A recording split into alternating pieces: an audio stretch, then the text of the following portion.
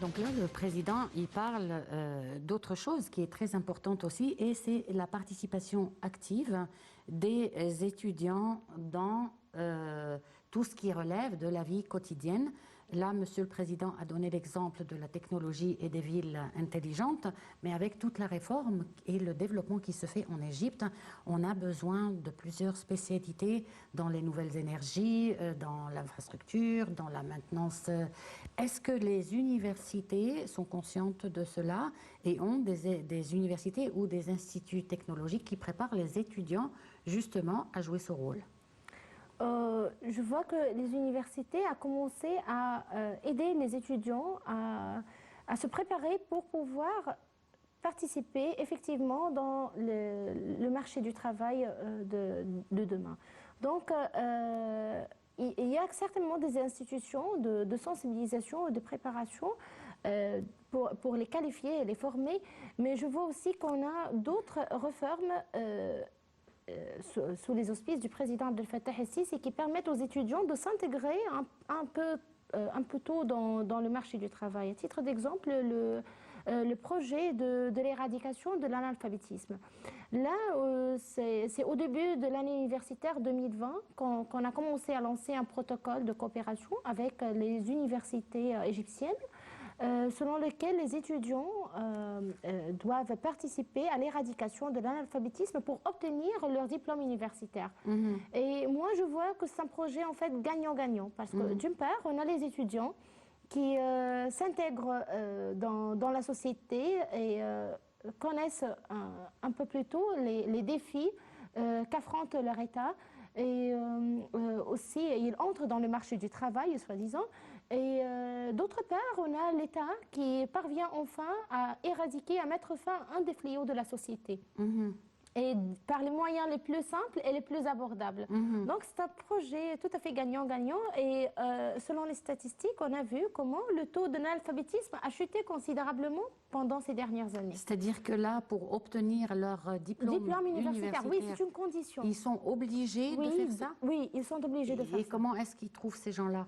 Alors, il y a l'université qui peut leur chercher des gens, et aussi, eux, ils peuvent aussi apporter des gens qui ont besoin d'être alphabétisés. Alors, ou bien l'université, ou bien les étudiants, les deux coopèrent ensemble pour pouvoir mettre fin à ce grand problème.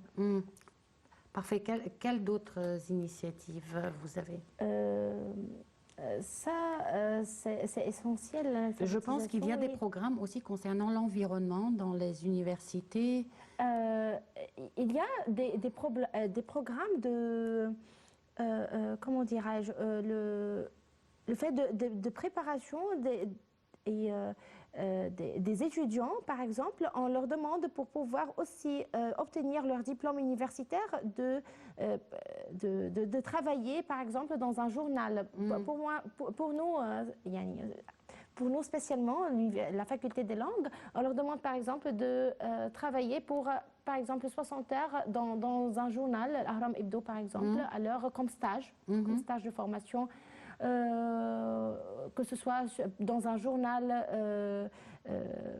Donc les stages de formation. Oui, un stage de formation, des stages de formation, et ça aussi, ça devient une condition pour obtenir le diplôme universitaire.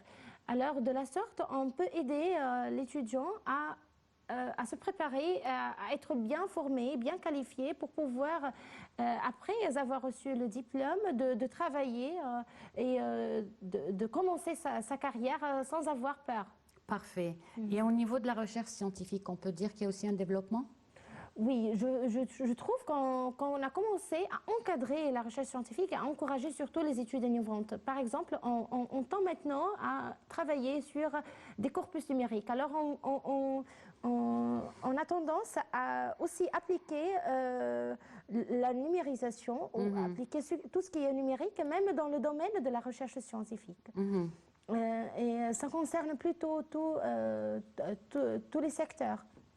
Bon, pendant le Forum international de l'enseignement supérieur, est-ce que vous avez vu des pratiques innovantes dans d'autres pays, par exemple, des pays arabes, d'autres pays dans le monde? Je vois que c'est partout, il y a des pratiques innovantes certainement. C'est pas assurément l'Égypte qui essaye d'améliorer son système éducatif, mais c'est partout. Par exemple, dans tous les pays, on tend maintenant à la numérisation de tous les secteurs et commençons surtout par l'enseignement. Alors, ce qu'on fait en Égypte, c'est qu'on essaye en fait de suivre le rythme du développement technologique dans les autres pays. Alors, ça, c'est un point commun dans tous les pays du monde, le fait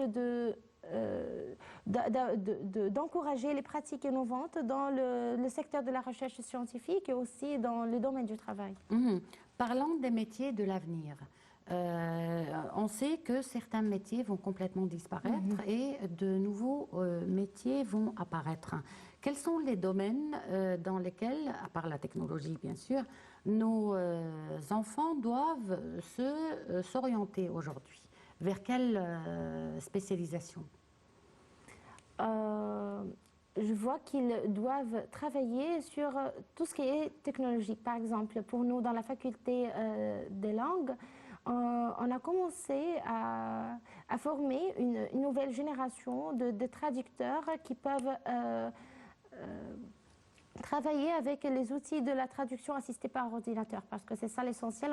On tend maintenant à opter pour la traduction automatique, soi-disant, ou le traitement automatique des langues. Donc, à un certain moment, peut-être, on n'aura pas besoin d'un traducteur pour les textes écrits, par exemple. Oui, certainement, pour l'interprétariat, l'interprète aura toujours ce prestige-là. Mais pour la traduction écrite, peut-être à un certain moment, on n'aura pas besoin d'un traducteur en coréen.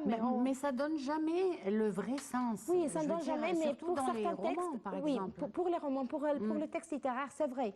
Pour la traduction des textes littéraires, c'est un peu difficile. Mais parfois, pour le domaine du travail, les journaux scientifiques, les journaux scientifiques et aussi tout ce qui est sous forme de format, par exemple, les textes juridiques.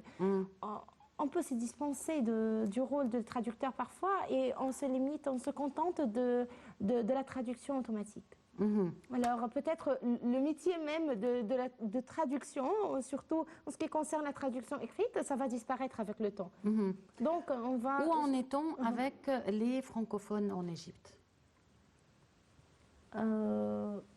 Surtout dans votre faculté, la faculté des langues, où dans la section française, c'est des gens qui vont surtout travailler dans le domaine de la francophonie. Est-ce qu'aujourd'hui, avec la multiplicité des institutions francophones en Égypte, ils trouvent plus facilement de l'emploi? Oui, mais je trouve que parfois les étudiants choisissent ce qui est plus facile. C'est par exemple de travailler après avoir reçu le diplôme, de travailler dans des centres d'appel. Parce que c'est ça ce qui apporte de l'argent et c'est ça le moyen le plus facile. Mais quand même, s'ils cherchent vraiment, ils vont trouver des emplois et des carrières encore plus importantes que les centres d'appel. Justement, là est vraiment ce que demande le président, est de façonner le profil de ces étudiants-là pour qu'après 4 années d'études, ils ne se lancent pas dans un centre d'appel et qu'ils aient un petit peu plus d'ambition et d'enthousiasme.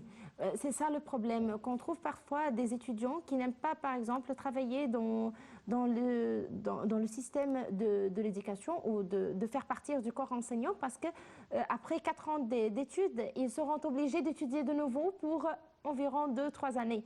Alors pour eux, pourquoi le faire si je peux gagner des milles dans des centres d'appel? Oui, c'est vrai, ils gagnent bien dans les centres d'appel. Alors, ils choisissent ce qui est plus simple pour eux.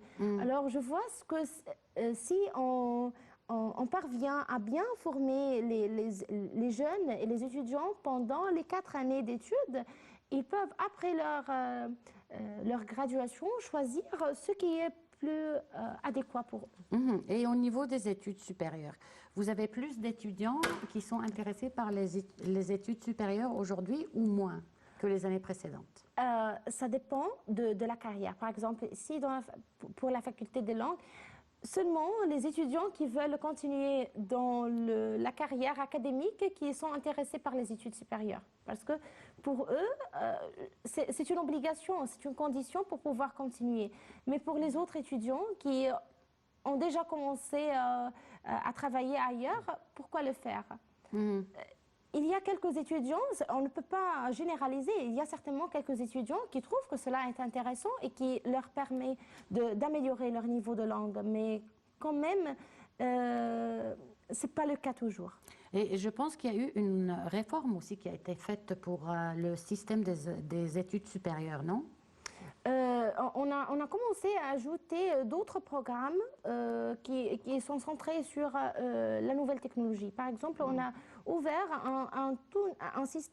un système nouveau sur la traduction automatique en fait à la faculté des langues.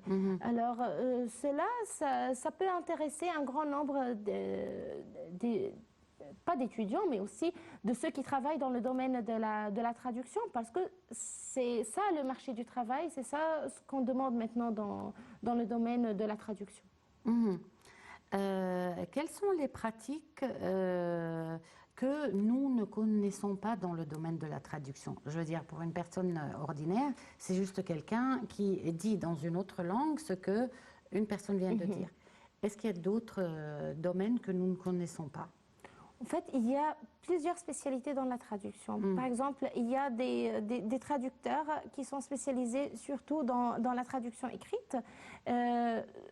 Ça peut être aussi des traducteurs qui sont spécialisés dans la traduction juridique ou la traduction politique, alors c'est selon le domaine.